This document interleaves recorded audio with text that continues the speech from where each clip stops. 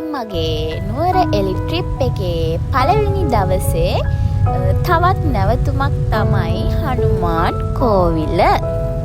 එතනට තමයි දැන් අපි අද ඇවිල්ලා ඉන්නේ. ඉතින් මෙතනට අඳින්න සුදුසු ඇඳුමක් ඇඳගෙන ඔයාලත් එන්න. මෙතන නෝටිස් කරලා තියෙනවා කොට ඇඳුම් අඳින්න බෑ, ඇඟ පේන ඇඳුම් අඳින්න බෑ කියලා. ඉතින් මම දිග සායක් අරන් ආවා. ඒ වගේම කොණ්ඩේ බැඳ ගන්නත් ඕනේ මෙතනට යද්දි. ඉතින් ඔහොම තමයි අපි හනුමාන් කෝවිලට ගියේ. ඉතින් අපි යන වෙලාවේ එතන පූජාවක් තිබ්බා. අපිට ඒකත් දැක ගන්න පුළුවන් වුණා.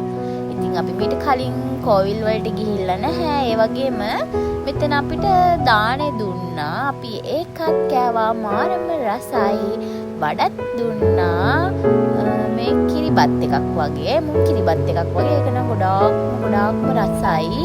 අපි ඒකත් කාලා එතනට වෙලා ඉඳගෙන ටික වෙලාවක් ඉතින් කෝවිලේ වෙන දේවල් ටික බලාගත්තා. ඉතින් ඇත්තටම අපිට අලුත් අත්දැකීමක් ඒක.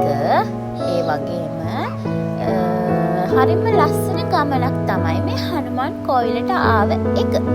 ඉතින් ඔහොම තමයි අපේ හනුමාන් කෝවිලේ දවස් ගෙවුනේ. ඉතින් එහෙනම් අපි ඊළඟට යන්නේ කොහෙද කියලා ඊළඟ වීඩියෝ එකෙන් අරන් එන්නම්. ගිහිල්ලා එන්නම්.